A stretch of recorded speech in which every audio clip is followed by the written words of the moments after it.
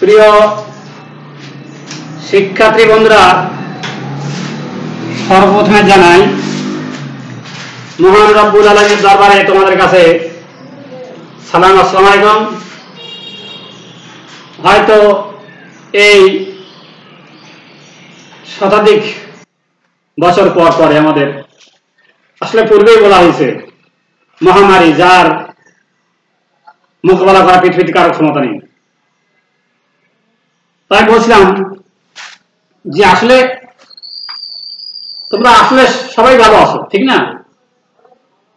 সবাই ভালো আছো, তবে তুমি কেমন কেমন মন ভার, মন মরা এমন কেমন হচ্ছে? অসুস্থ নাকি? আস্তে মারছে, আল্লাহ মাফ করুক, সুস্থ আল্লাহ প্রদান করুক। তো তোমরা আমাকে প্রশ্ন করছো, স্যার আপনি কেমন আছেন? আসলে সব মালিক আল্লাহ নিজে বলছেন, লিল্লাহি মা ফিস সামাওয়াতি ওয়াল আরদ, আমি আসমান জমিনের মালিক। আমরা দুনিয়ায় যে যে অবস্থায় থাকি না কেন, সবসময় বলবো কি আলহামদুলিল্লাহ। শুরুতেই যাই হোক, আমি তোমাদেরকে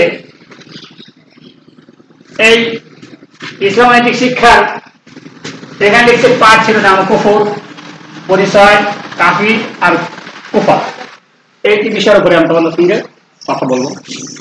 আল্লাহ তাআলা আমাদেরকে যেন আমাকে বলার এবং তোমাদের শোনার তৌফিক দান করুক। আমি আসলে এই কুফর আবার সে কি?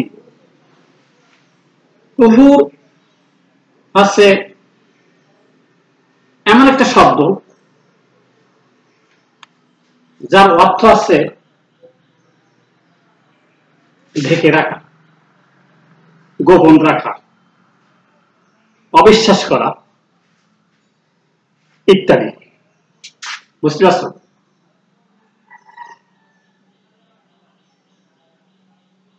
আরো আছে অনেক শব্দ কুফরির, অমান্য করা, অবৈধ হওয়া।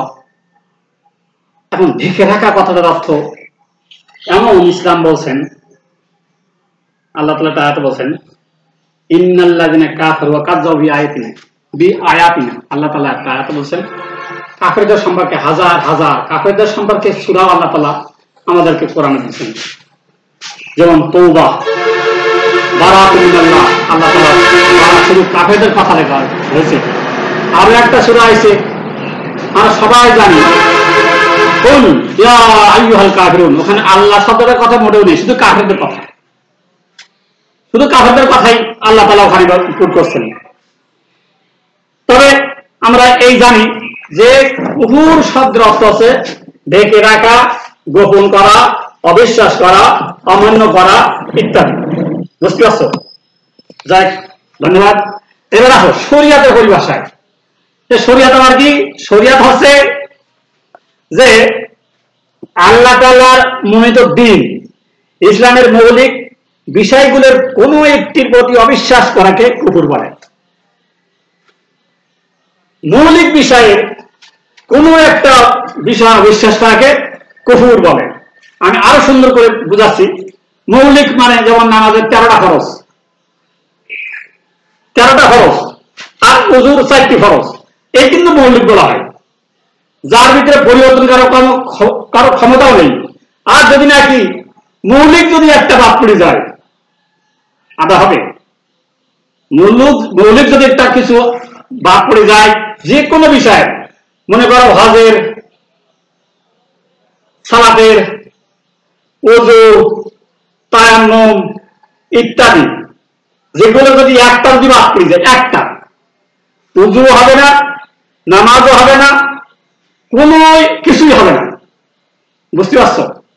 এইটি হলো মৌলিক, যেগুলো অবিশ্বাস করা, অমান্য করা, ঢেকে রাখা, এই হচ্ছে কুফরের পরিচয়।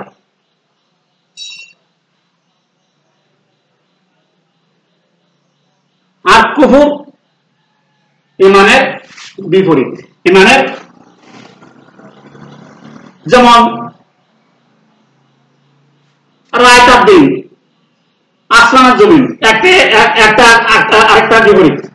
তাই বলা হয়েছে কুফর ইমানের পরিবর্তন, ইমানের বিপরীত। ইসলামের মৌলিক বিষয়গুলোতে বিশ্বাসের নাম ইমান, আর এসব বিষয় অবিশ্বাস করা হলো কুফর। তোমাদের কোন সমস্যা আছে? বস্তি কোন সমস্যা আছে? ধন্যবাদ। কোন অসুবিধা আছে? যাক, এবার আসো। এতক্ষণ কথা বললাম কুফরির পরিচয়, কুফরির পরিচয়। এবার আমরা জানবো যে কাফির সেবা কি। কুফর থেকে কাফির, কাফির কাকে বলে? এইবার শিখাবো তোমাদেরকে যে কাফির কাকে বলে। কাফির ইন্নাল্লাযিনা কাফারু, যারা কুফর করে। ও রাসূলের যুগ থেকে আদম থেকে বলা যায়, কারণ প্রত্যেকটা নবীরা একটা মাত্র তাওহীদের দাওয়াত নিয়ে আসছিল, আর তার বিপরীতে ছিল যে কাফির। তারা তাওহীদের দাওয়াত দিয়েছে, আর কিছু লোক সেগুলোকে অবিশ্বাস করছে, আর যারা অবিশ্বাস করছে, অমান্য করছে, অবাধ্য হয়েছে, তারাই হচ্ছে কাফির। অর্থাৎ বলা যায় যে ব্যক্তি কুফরে লিপ্ত হয় তাকে কাফির বলা হয়, যে ব্যক্তি কুফরে লিপ্ত হয় তাকে কাফির বলা হয়। বাংলাদেশে আমাদের পরিবারে, আহাল পরিবারে সব জায়গায় অর্থাৎ কুফরিতে লিপ্ত সবাই বলা যায়, ধরা যায়। হ্যাঁ, ঠিক আছে, আমি একের পর এক বলে দেবো কুফর কি হবে। যেমন উদাহরণ, আমি একটা ঘড়ি হাতে দিছি, একটা টাইম দেখার জন্য। সাপোজ এর পরিবর্তে যদি কেউ একটা লাল সুতো বাঁধে, ইসলামটা স্বীকৃতি দেয়নি, ইসলাম এটা স্বীকৃতি দেয়নি। যদি একটা তাবিজ ঝুলায়, স্বীকৃতি দেয়নি। সব মালিকের একজন মালিক আছে, সব পৃথিবীর সব মালিকের একজন মালিক আমাদের সামনে আছে, সামনে দেখা যায় না। ইংরেজি পরিষদ বলছেন, আর অনেক কিছু। যে কোন ব্যক্তি যদি ইসলামের কোন মৌলিক বিষয় অবিশ্বাস করে তাকে কাফির বলা হয়, মৌলিক বিষয় যদি অস্বীকার করে কাফির বলা হয়। আর কাফির অত অবিশ্বাস অস্বীকারী মানুষের নানাভাবে কাফির বা অবিশ্বাস হতে পারে। মানুষ নানাভাবে কাফিরও অবিশ্বাস হতে পারে। তার মানে এর ভিতরে অনেক কথা আছে। নানাভাবে কাফির ও অবিশ্বাসী হতে পারে, নানাভাবে। এই কথার ব্যাখ্যা ঘন্টা পর ঘন্টা যদি বলা হয় শেষ হবে না। ঘন্টার পর ঘন্টা যদি বলা হয় শেষ হয়, নানাভাবে সে।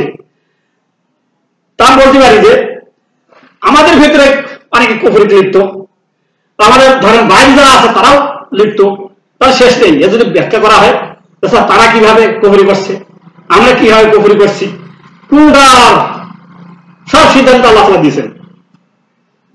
লা ইলাহা ইল্লাল্লাহু মুহাম্মাদুর রাসূলুল্লাহ, এরই ভিতরে বলা যায় একদিক দিয়ে তাওহীদ, একদিক দিয়ে কুফর।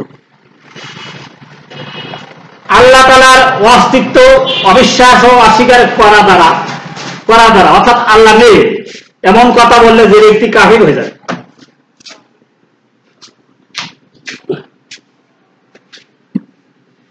যদি কেউ বলে আল্লাহ নেই, সে কি হয়ে গেল? কাফির।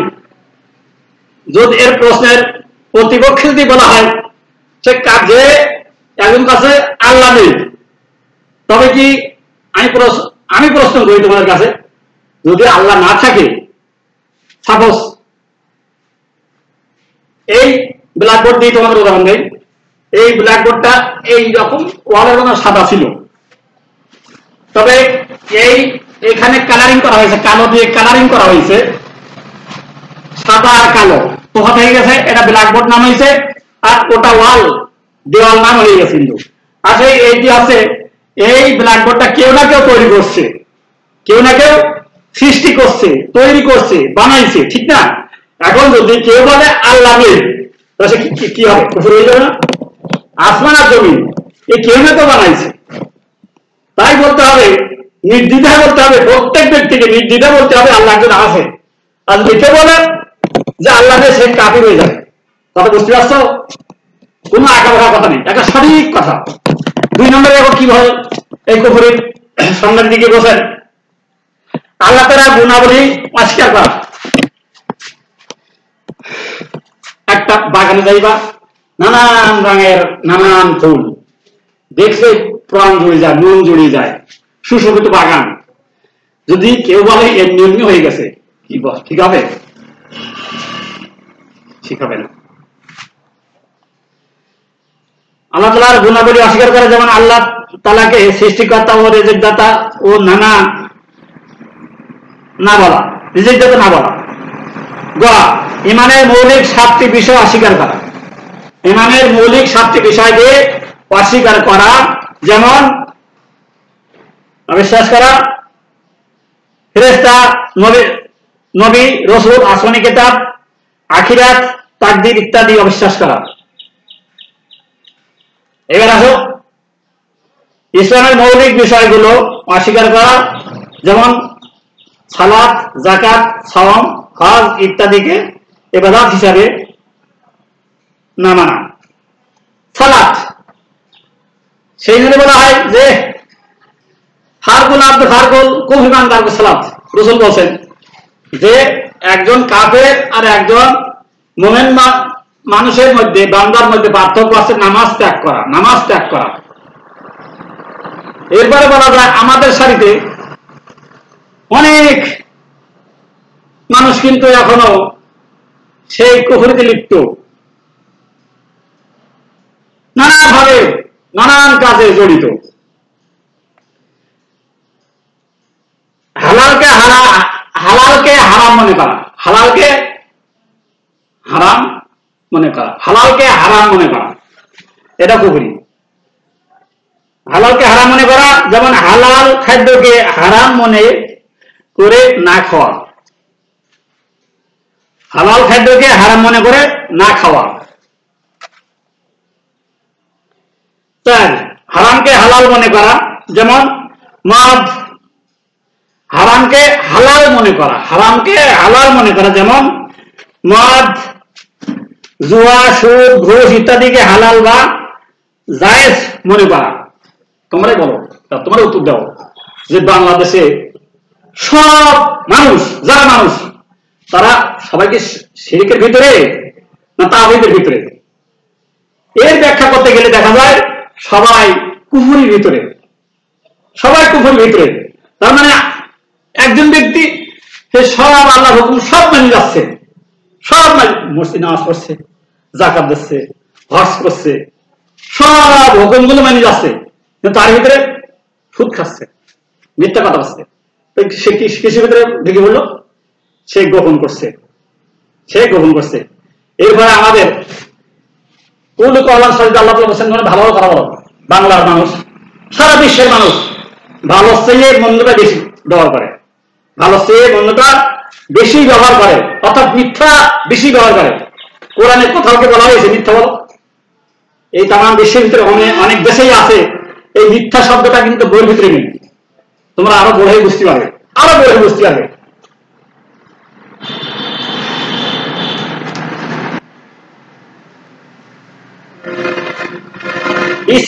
ইচ্ছাকৃত ভাবে কাফিরদের অনুসরণ করা,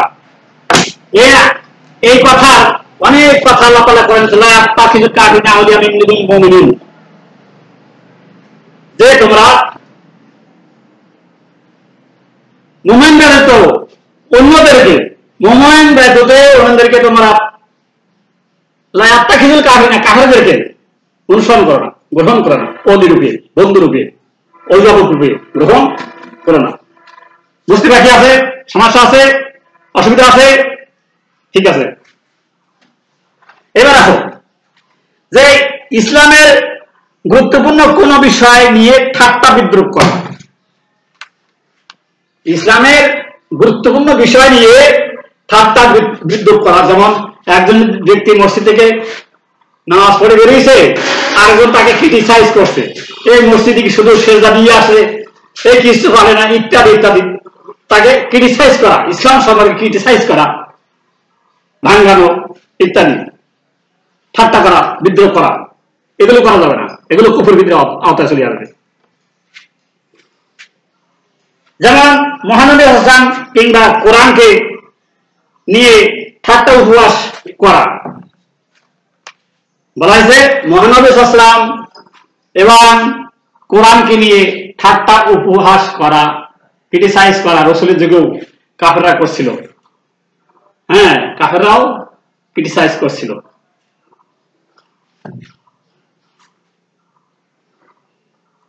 এবার আসো যে উপরিলিখিত কাজগুলো করার মাধ্যমে মানুষ কাফির হয়ে যায়, এমন অবস্থায় পুনরায় ঈমান আনতে ও খাঁটি মনে তওবা করতে হবে। দেখো আল্লাহ কত সুবিধা আমাদের জন্য দিছে। যদি কেউ এই ধরনের আচরণ করে, কাফিরের আচরণ করে, তাকে ফিরে আসার সুযোগ আছে আল্লাহর কাছে। ফিরে এসে তওবা করা, খাস তওবা করা, যে আল্লাহ জীবনে যা করেছি, তো মানে কিন্তু ফিরে আসা, ফিরে এসে আল্লাহর কাছে জীবনে আর কোন রকমের ইসলামের বিপরীত কাজ এবং কথা না বলা, এই ফিরে আসা।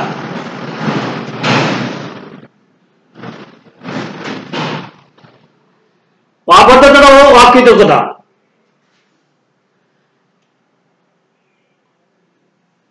কুফরি পরিণতি ও কুফল। মানব জীবনের কুফরের পরিণতি অত্যন্ত ভয়াবহ। কুফরের ফলে মানুষ দুনিয়াতেই নয় বরং আখিরাতেও মানুষকে শোচনীয় পরিণত বরণ করতে হবে। যে মানুষকে আখিরাতে মানুষকে শোচনীয় পরিণতি বরণ করতে হবে, এর কতিপয় কুফল নিম্নে উল্লেখ করা হলো। অবদ্ধতা,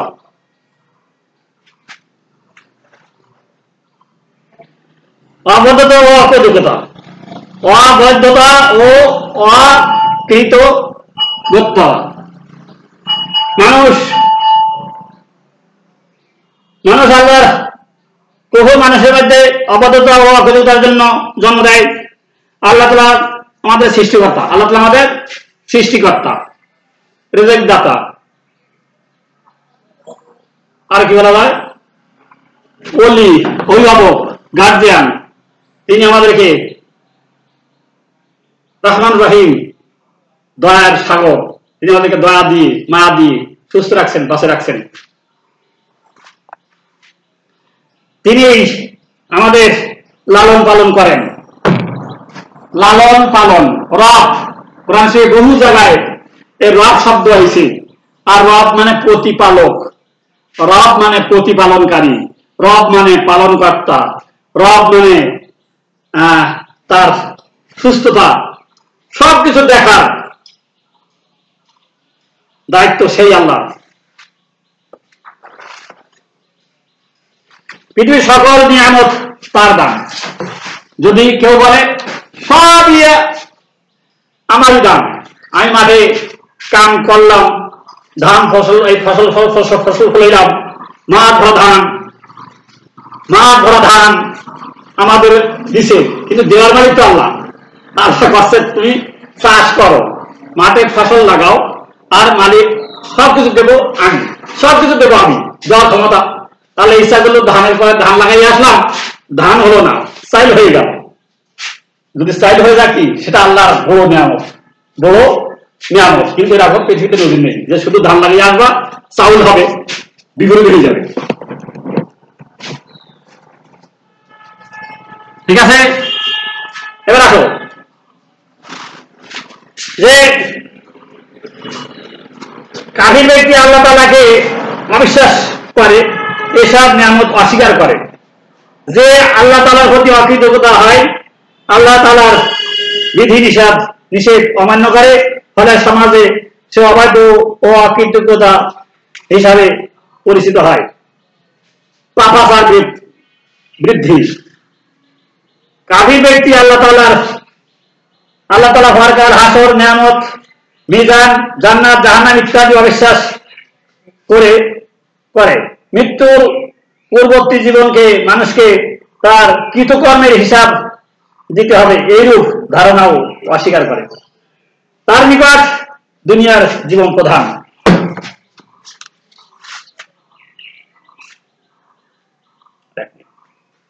আর 1 মিনিট কথা বলবো ইনশাআল্লাহ। এবার দেখো কি বলছিলাম, যে কাফির ব্যক্তি আল্লাহ তাআলার পরকাল, হাসর, মিজান, জাহান্নাম, জান্নাত, জাহান্নাম ইত্যাদি অবিশ্বাস করা, মৃত্যুর পরবর্তী জীবনে মানুষকে তার কৃতকর্মের হিসাব দিতে হবে, এরূপ ধারণাও অস্বীকার করা। এরূপ ধারণাও অস্বীকার করা। যদি কেউ এরকম ধারণা করে, আসলে দেখো বিশাল পৃথিবী, যেমন তোমরা জানো পৃথিবী অপেক্ষা সূর্যের গুণ কত, চন্দ্র গুণ কত, এই কোরআন প্রমাণ দেয়। তার চেয়ে কোটি কোটি তারা দেখা যাচ্ছে আসমানে, তাদের দূরত্ব কিন্তু সূর্যের চেয়ে বেশি, সূর্যের চেয়েও বেশি। এগুলো যদি কেউ অবিশ্বাস করে তার কিছু করার নেই, কিন্তু সব তার হাতে।